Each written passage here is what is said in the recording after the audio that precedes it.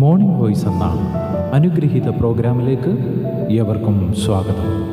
ദൈവനാമ മഹത്വത്തിനായി ഒരു ഗാനം നമുക്കിപ്പോൾ ശ്രവിക്കാം.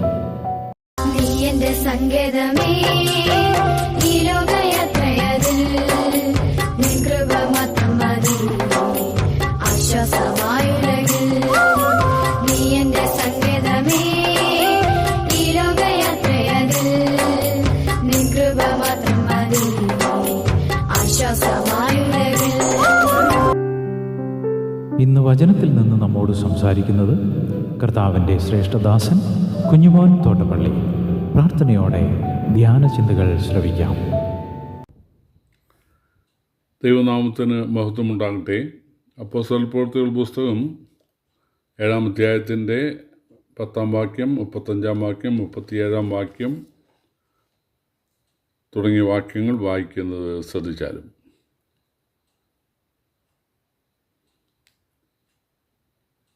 ഗോത്രപിതാക്കന്മാർ യോസേഫിനോട് അസൂയപ്പെട്ട് അവനെ മിസ്രൈമിലേക്ക് വിറ്റുകളഞ്ഞു.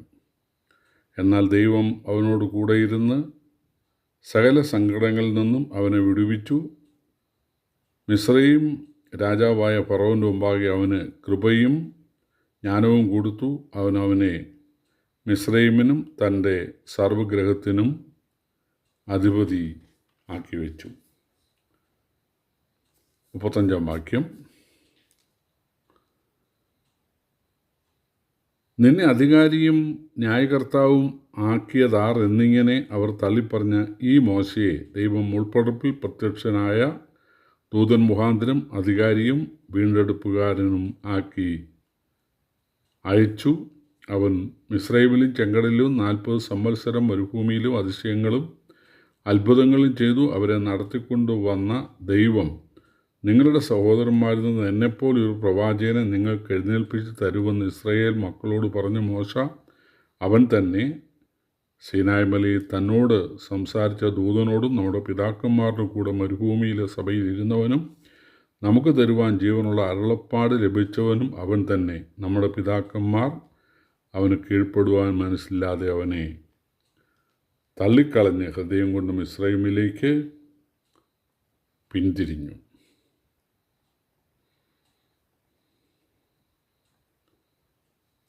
51-ാം വാക്യം.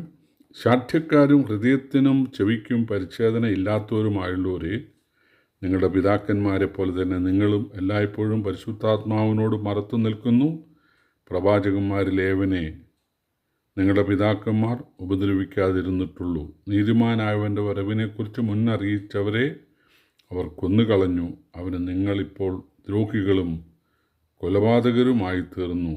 നിങ്ങൾ ദൈവദൂതന്മാരുടെ നിയോഗങ്ങളായ ന്യായപ്രമാണം പ്രാപിച്ചുവെങ്കിലും അത് പ്രമാണിച്ചിട്ടില്ല.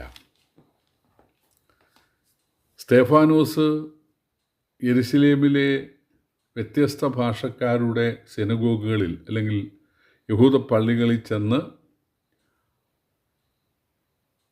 നന്നായി സുവിശേഷം പറയുകയും പ്രതിപാദിക്കുകയും അല്ലെങ്കിൽ വാദിക്കുകയും തർക്കിക്കുകയും ഒക്കെ ചെയ്തു. പക്ഷേ അവൻ്റെ ജ്ഞാനത്തോട് എതിർത്ത് നിൽപ്പാൻ ആർക്കും കഴിഞ്ഞില്ല. അപ്പോൾ അവർ സ്തേഫാനോസിനെതിരെ കള്ളസാക്ഷികളെ കൊണ്ടുവന്നിട്ട് മഹാപുരോഹിതനെ വിവരം അറിയിച്ചു. മോശയ്ക്കും ദൈവത്തിനും വിശുദ്ധ സ്ഥലത്തിനും ന്യായപ്രമാണത്തിനും വിരോധമായിട്ട് ഇവൻ സംസാരിക്കുന്നത് ഞങ്ങൾ കേട്ടു എന്നറിയിച്ചു. അങ്ങനെയൊക്കെ ചെയ്താൽ അങ്ങനെയുള്ളവരെ കല്ലെറിഞ്ഞ് കൊല്ലാനുള്ള അവകാശം യഹൂദന്മാർക്കുണ്ടായിരുന്നു. രാജ്യദ്രോഹം കുറ്റം ചുമത്തുന്നവരെ കുരിശിച്ചു കൊല്ലണം. അതുകൊണ്ടാണ് യേശുവിനെ കുരിശിച്ചു കൊന്നത്. എന്നാൽ യേശുവിൻ്റെ അടുക്കൽ ഒരു വേശ്യാസ്ത്രീയെ കൊണ്ടുവന്നിട്ട് അവളെ കല്ലെറിഞ്ഞ് കൊല്ലണം എന്നാണല്ലോ പറഞ്ഞത്. അപ്പോൾ ന്യായപ്രമാണത്തിന് വിരോധമായി പ്രവർത്തിക്കുന്ന ആളുകളെ കല്ലെറിഞ്ഞ് കൊല്ലാം എന്ന് വാക്യമുണ്ട്. അതുകൊണ്ടാണ് സ്തേഫാനോസിനെ കല്ലെറിഞ്ഞ് കൊല്ലാനായിട്ട് കള്ളസാക്ഷികളെ അവതരിപ്പിച്ച് മഹാപുരോഹിതൻ്റെ അടുക്കൽ കൊണ്ടുവന്നത്. അപ്പോൾ സ്തേഫാനോസിനോട് ഈ കേട്ടതൊക്കെ ശരിയാണോ എന്ന് ചോദിച്ചപ്പോൾ വളരെ വ്യക്തമായി അബ്രഹാമിൻ്റെ ചരിത്രം മുതൽ സ്തെഫാനോസ് അവതരിപ്പിക്കുകയാണ്. എന്ന് പറഞ്ഞാൽ അബ്രഹാം ഇസ്രയേലിലായിരുന്നപ്പോഴല്ല ദൈവം പ്രത്യക്ഷപ്പെട്ടത്, വിഗ്രഹാരാധികളുടെ നാട്ടിലായിരുന്നപ്പോഴാണ്. അതുപോലെ യോസേഫിനെ ദൈവം ഉയർത്തിയത് അത് മിസ്രയീം എന്ന രാജ്യത്ത് വെച്ചാണ്, അല്ലാതെ ഇസ്രയേലിൽ വെച്ചല്ല.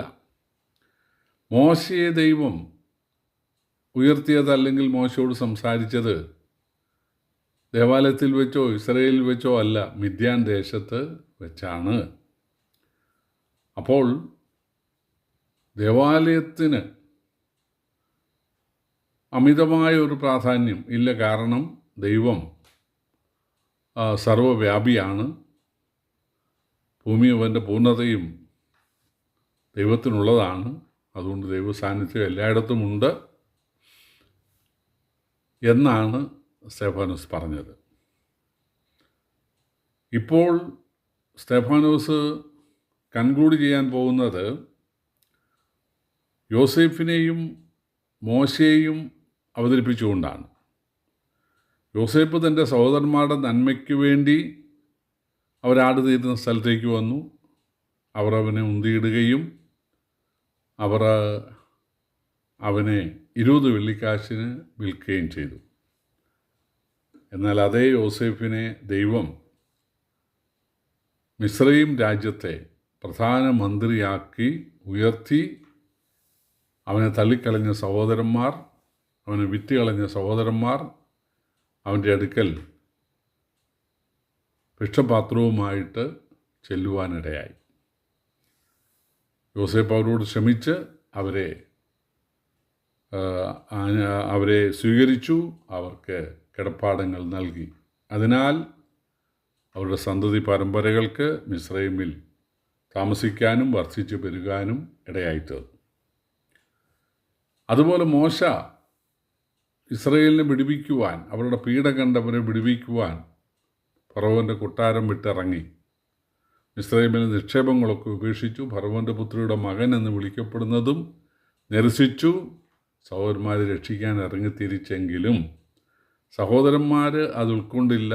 അവർ അവനെ ഉന്തിക്കളഞ്ഞു. എന്നാൽ അതേ മോശയെ ദൈവം അവരുടെ നായകനായിട്ട് ഉയർത്തി. ദൈവനോട് സംസാരിച്ചു. മുൾപ്പടർപ്പ് വെച്ച് മോശയോട് സംസാരിച്ചു. മോശ വന്നു. അത്ഭുതങ്ങളാലും അടയാളങ്ങളാലും ഇസ്രയേലിനെ വിടുവിച്ചു. പക്ഷേ അതേ മോശയെ, അവർക്ക് ന്യായപ്രമാണം നൽകിയ മോശയെ അവർ തള്ളിക്കളഞ്ഞിട്ട് അവർ കാളക്കുട്ടിയെ ആരാധിക്കാനിടയായി. അതാണ് ഇസ്രയേലിൻ്റെ ചരിത്രം.